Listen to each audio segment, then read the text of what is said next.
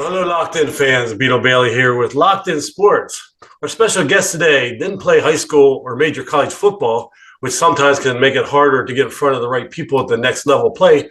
But Saquon Hicks also did not have a traditional progression in his football career, but he has made it up with the determination to stick to the process. Please welcome Coach Trap, as he is known. How are you doing, Coach? Hey, how you doing, Rich? Thanks for having me, bro. Hey. Yeah, now I know we said you didn't really play high school or college, but you did play football, right? Yes, sir. Just can you give us a little background on that playing days? Yeah, definitely. So, I had I would say a pretty strange playing career for the most part, but it made me a better player. It made me a better person today. I didn't take the traditional path. I ended up playing pro indoor football from about 21 to about 29. And I kind of just used that as my opportunity. Pretty much it's pretty much like a ladder situation. So pretty much just doing my best and just trying to climb the ladder every year. And I pretty much kept climbing the ladder. The highest I got was the closest I got was to the NFL was at age 26. The NFL, the New York Jets hit me up. And it was this close to bringing me in, but I guess it didn't work out. But from there, I ended up just kept chasing it, and I ended up I was a NFL free agent from about 25 to about 29. Yeah, you had I think a class B plus in the NFL combine or something like that. How Like good that, is that? Is that fair? I went to the 2012 combine at the Ravens facility, and I did pretty good. I ended up getting interviewed afterwards.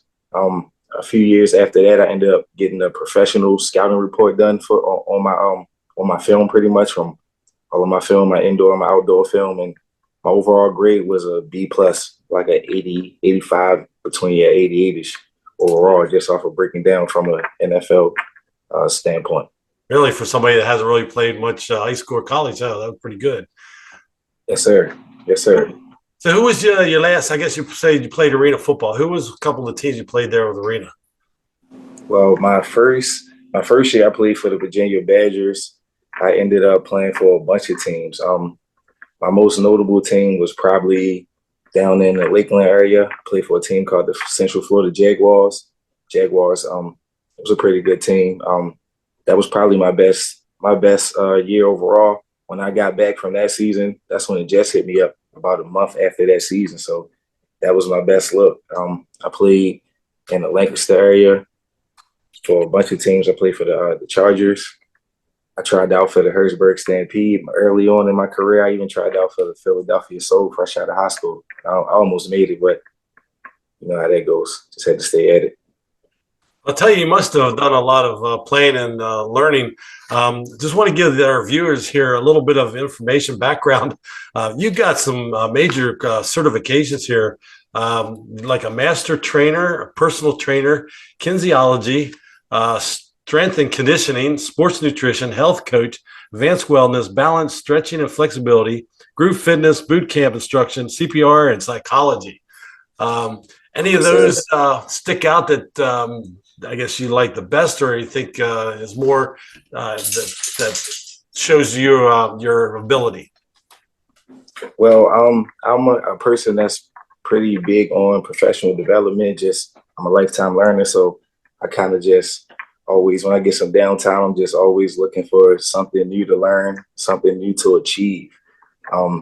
My favorite one, the most recent one, is the one I got in psychology, and that's my favorite one because it helps me understand people. It helps me understand me. It helps with a bunch of stuff. It just opened my mind. It helped me see stuff that I never knew pretty much was out there. So it's Yeah, I pretty guess. cool. Yeah, I mean, there's each individual is totally different. I guess when you're coaching, I guess sometimes it helps to be able to fall back on that to get them motivated or do something special or learn another technique or something like that, right? Yes, sir. Yes, sir. That's probably my favorite thing about it. As far as from the coaching aspect, especially with being up at the college level, these kids they are very humble. They're very smart. They're very hungry. So you just have to find out what makes these kids tick, and just pretty much got to figure out the best way how to go about it and just run with it from there. No, I mean, since you mentioned coaching in college, you are currently at a first. Is this I think in your first year as a college coach? Yes, sir. I'm my first year as a collegiate coach. I'm the current defensive back coach at Thaddeus Stevens College in Lancaster. It's a 2-year college. I am the strength and conditioning coach as well there as well. So it's been a great experience. We just wrapped up spring camp about about a month ago. So it's been a really great experience so far, and I'm loving it every day, every step of it. I'm also doing recruiting there as well. So I'm recruiting kids from all over the state of Pennsylvania because we only can recruit in Pennsylvania. Nice. Now with spring ball, I guess it's just I noticed we were going to be coming over there, but things didn't work out. You have like what one game, and then is there a couple weeks of like practice and training for just one spring game? Yeah. So in a nutshell, pretty much we started our spring camp at the end of March, and our spring game was pretty much about 2 weeks ago. To give you a nutshell of how long we went, and we practiced 3 days a week, pretty much 3 days a week for that whole over that little month period of time, and we just got after it. It was full pads, and it was lovely. It was really high pace and physical. We got some big, fast, strong kids there, so it was a good time. So then what they get the summer off, and then they come back early August or whatever for the season next fall. Well, actually, we're getting right back at it in the summer. We towards the middle of the summer, we have our freshmen coming in, our incoming freshman class. We have a really, really talented freshman class coming in, and we have some really, really talented returning starters coming. So we'll see all of those guys together for the first time in about not even a month or so, a little less than a month. So I'm looking forward to it. So it keeps you awful busy then too. With I guess also you guess you're a head trainer. You're the CEO of Starborn Fitness. Does that kind of incorporate with some of the guys that you work with? Yes, sir. So I'm a certified personal trainer. I'm heading into near year 9 as a certified personal trainer. We was talking about some of the certifications. So pretty much that's kind of my main thing. That's what kind of got me into it. Once I realized that I like helping people, I kind of just ran with the trainer thing. And I became a certified personal trainer the same year that I started coaching football. So they kind of go hand in hand with me. I worked at a big gym where I was pretty much the explosive development guy. So it kind of all goes hand in hand. With personal trainers like that, when it comes, I guess, football, do the athletes kind of stick with you for years, or till they get to a certain level in like football that they may not need your services anymore, or is that just something that you do like on a short-term basis? Oh, it varies. It varies. I go about training pretty much. I go about in a way where the way I think about it and the way I go about it is we always can get better. We pretty much never reach our peak. The way we go about it, we train really, really efficiently. The way I go about it in another way to explain it is we cover a whole bunch of bases every single training session, if that makes sense. We go over speed training, we go over conditioning, agility, change of direction. We work in skill training, position training, the whole nine. So we rapidly improve every single session. So it's kind of like we kind of never have a ceiling, if it makes sense. We always can improve because we're attacking all those different areas every single session. I So guess, yeah, kind of. I guess what I was thinking was, as a personal trainer, you always think of like mostly just conditioning and exercising, but you do a lot more when it comes involved in that, like with skills and different agility things, right?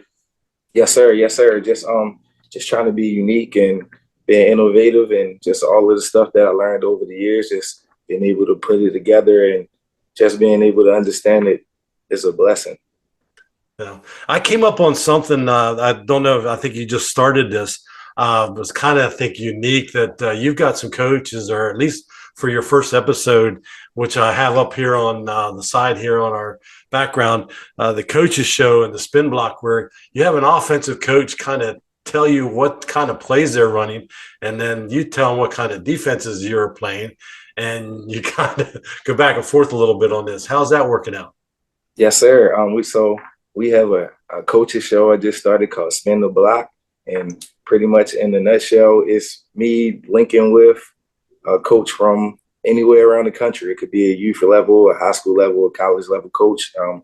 I'm predominantly looking for pretty much offensive coordinators, me being more of a defensive mind myself, and just having somebody to and other people to just creating a safe place for coaches so we can come and compare schemes and get after it. In a nutshell, we came up with 3 different play scenarios. For like, of course, we always start with 1st and 10, and then we kind of go from there. We draw it up and we explain our plays and we get after it. It's a great time. My first one I did with Coach Arthur from New Mexico. The first episode was with Coach Arthur from New Mexico, and it was a great time. Yeah, I watched a good bit of it there. It's kind of like you wonder that the coach would actually give up some of the plays they run, but I guess being from New Mexico, you're not actually going to play them. So, but then somebody else around this area could see that play and maybe try to figure out a way that they might be able to make that work against your defense, though. But I guess it's a learning process for you too, then. Hey, that's the beauty of it. That's the beauty of it. One thing that I learned about coaches, period, offensive coaches and defensive coaches, and especially head coaches. Most coaches are cocky. They feel like their stuff is going to work no matter what. So the way I see it is, even if you feel like you understand it, you still got to stop it. I'm in my mind, I'm going to make you adjust to me, and shit, we're going to go from there. You're going to adjust to me before I adjust to you. Yeah. Well, let's get into the big issue here. I guess you got a new book coming out, I guess, Fly Higher. It's a guide for developing high quality athletes. What, I guess, possessed you to write a book, or at least one of this nature? Well, in a nutshell, to really kind of explain it, me being a personal trainer for so long and training hundreds of kids and helping so many kids and helping coaches, I just realized pretty much the stuff that coaches need to help with, if that makes sense. Like, to give you an example, most coaches are knowledgeable for the most part. They're pretty much going off of things they learned from their playing days. I can't expect everybody to know what I know because everybody's not a trainer. And even the ones that are trainers, they don't have as many certifications as me, if that makes sense. So I even can't expect all those guys to know what I know. But me knowing that stuff, I know that I can help and I can teach these guys. So to give you a few examples so you can kind of know what I'm kind of hitting at for the most part is static stretching. Pretty much everybody static stretches, but it's like you have to do it at the right time to get the most benefits. One thing I will say is I will never say that my way is the only way, but I do believe in my heart and through all my years of expertise that my way is definitely the best way to get the best results, if that makes sense. So to touch back on what I was saying, a lot of coaches, they do static stretch, but they'll static stretch at the beginning. You get your best results from static stretching at the end. You'll catch a lot of nuggets like that in my book, if it makes sense. Another example, a lot of coaches aren't familiar with the benefits of a cool down. They don't cool down their athletes after a practice or a workout, and that's not right.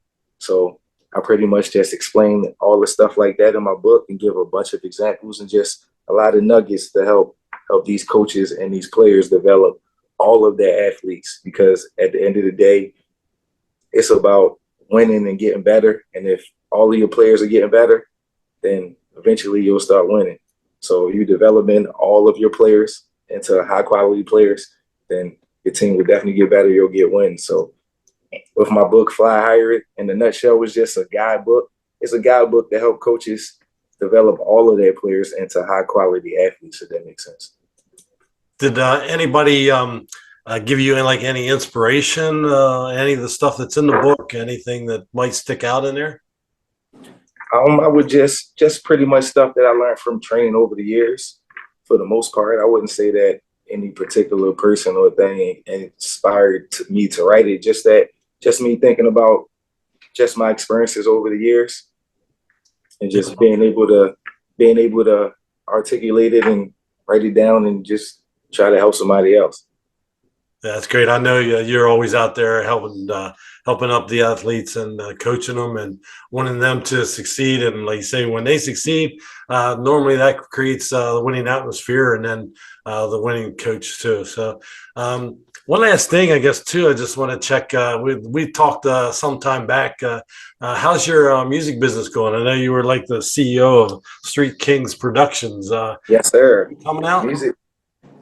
Music is doing well. I kind of gave it the back seat a little bit with all of this college stuff going. I'm still doing things with my big cousin Shooter God. He's still doing big things. He has a song coming up with Gucci Man from Atlanta coming up soon, I believe. June the 1st, I believe. So I'm about to get back on the music scene soon, but I kind of had to take a back seat with this spring. This spring was super hectic for me with me training, coaching. I was coaching youth, and we had spring practice at the college 3 days a week. So my schedule was kind of hectic, but it's slowing down a little bit. Yeah, I can imagine. I kind of follow you a little bit on Facebook there, and yeah, you seem like you are awful busy with all the things that you're doing with the youth football, and I guess you were traveling down Maryland or something. I guess with a Yes, traveling sir. team here playing. Yes, sir. The PA Gremlins. Yes, sir. Travel team from the Lancaster, Pennsylvania area. We have this is a second year organization for the most part, and shit, we having a lot of fun, and meeting a lot of new people, and shoot, it's just fun being able to articulate your brand and what you know about football and for it to spread and just learning from other people, meeting new kids. So, are you going to continue with the youth football here, the Dover Eagles, coming this next season? Unfortunately, I'm not. I am not. Unfortunately, with me coaching at the college, my schedule in the fall will be busy. With college football, a lot of games are on. Pretty much all the games are on Saturdays. So, with the youth, most games in the fall are on Saturdays as well. So, Thank you. there's no way. If I gotta pick or choose, of course, the college is paid. So I'm Yeah. going to go to my job if that makes sense. But one game we do have this year, I believe we have a game in like Upper Connecticut, I believe, and that's a Saturday at like 4:30. So there's no way I would be able to coach any type of youth football that day. So yeah, we got into that. Anything else? I mean, anything else up Doc or Coach Trapp's way coming here in the future? Want to look out for, or we're just going to look for you, Thaddeus Stevens College Technology in the fall? I'm staying at it. I'm always finding ways to. I'm always going to find a way to improve myself. I'm big on that daily self improvement. It's a big thing for me.